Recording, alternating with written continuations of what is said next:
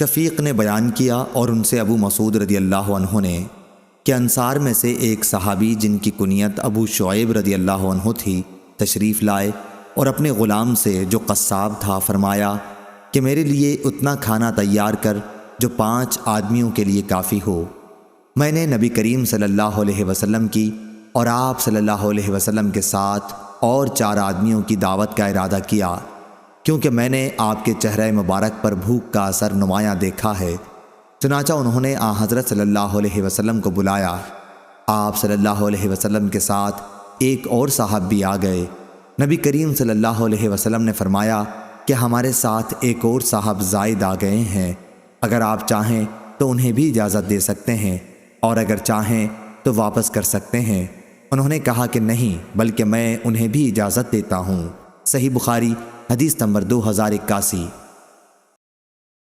شعبہ نے بیان کیا، کہا کہ ہم سے قتادہ نے کہا کہ میں نے ابو خلیل سے سنا، وہ عبداللہ بن حارث سے نقل کرتے تھے اور وہ حکیم بن حزام رضی اللہ عنہ سے کہ نبی کریم صلی اللہ علیہ وسلم نے فرمایا خرید و فروخت کرنے والوں کو اختیار ہے جب تک وہ ایک دوسرے سے جدا نہ ہوں کہ بھی فسخ کر دیں یا رکھیں، یا آپ صلی اللہ علیہ وسلم نے ما لم یتفرقا کے بجائے حتیٰ یتفرقا فرمایا۔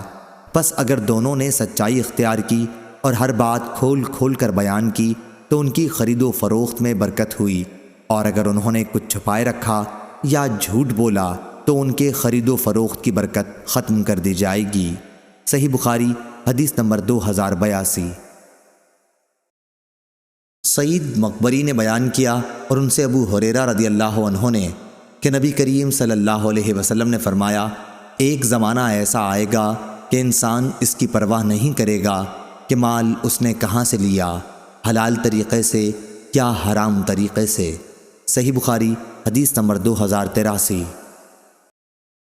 شعبہ نے بیان کیا، ان سے منصور نے، ان سے ابو الضحیٰ نے، ان سے مسروق نے اور ان سے عائشہ رضی اللہ عنہا نے بیان کیا کہ جب سورہ بقرہ کی آخری آیتیں الذین یاکلون الربا نازل ہوئیں تو نبی کریم صلی اللہ علیہ وسلم نے انہیں صحابہ رضی اللہ عنہم کو مسجد میں پڑھ کر سنایا۔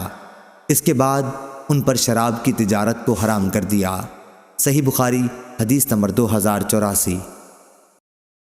ابو رجا بصری نے بیان کیا، ان سے سمرہ بن جندب رضی اللہ عنہ نے کہ نبی کریم صلی اللہ علیہ وسلم نے فرمایا رات خواب میں نے 2 آدمی دیکھے، وہ دونوں میرے پاس آئے اور مجھے بیت المقدس میں لے گئے، پھر ہم سب وہاں سے چلے یہاں تک کہ ہم ایک خون کی نہر پر آئے۔ وہاں نہر کے کنارے ایک شخص کھڑا ہوا تھا اور نہر کے بیچ میں بھی ایک شخص کھڑا تھا۔ نہر کے کنارے پر کھڑے ہونے والے کے سامنے پتھر پڑے ہوئے تھے۔